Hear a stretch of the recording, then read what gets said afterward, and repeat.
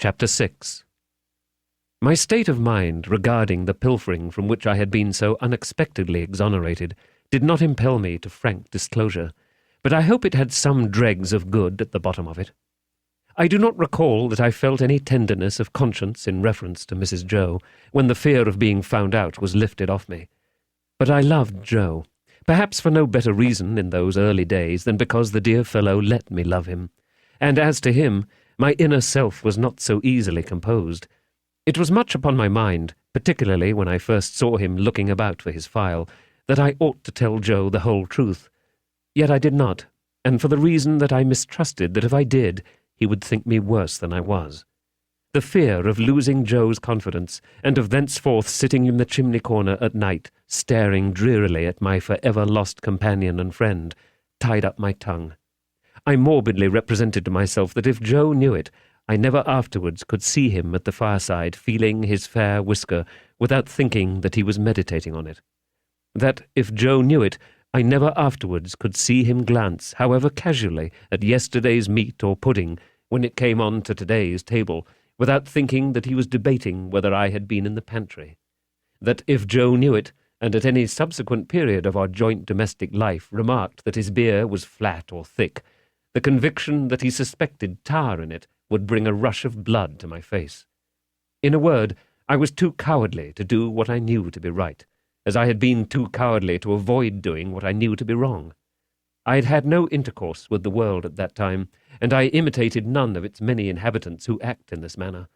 Quite an untaught genius, I made the discovery of the line of action for myself. As I was sleepy before we were far away from the prison ship, Joe took me on his back again and carried me home. He must have had a tiresome journey of it, for Mr. Wopsle, being knocked up, was in such a very bad temper that if the church had been thrown open, he would probably have excommunicated the whole expedition, beginning with Joe and myself.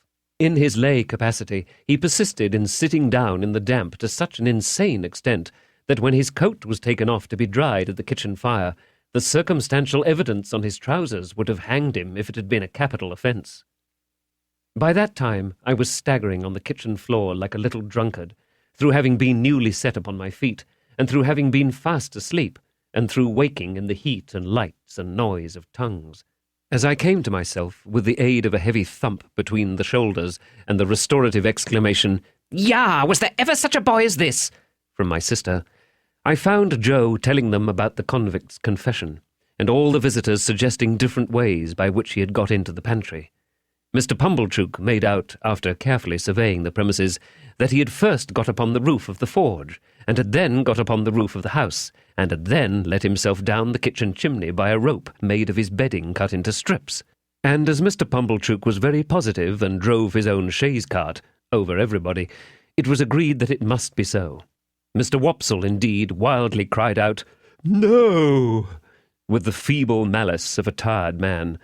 But as he had no theory and no coat on, he was unanimously set at naught, not to mention his smoking hard behind as he stood with his back to the kitchen fire to draw the damp out, which was not calculated to inspire confidence. This was all I heard that night before my sister clutched me as a slumberous offence to the company's eyesight, and assisted me up to bed with such a strong hand that I seemed to have 50 boots on, and to be dangling them all against the edges of the stairs. My state of mind, as I have described it, began before I was up in the morning, and lasted long after the subject had died out, and had ceased to be mentioned saving on exceptional occasions.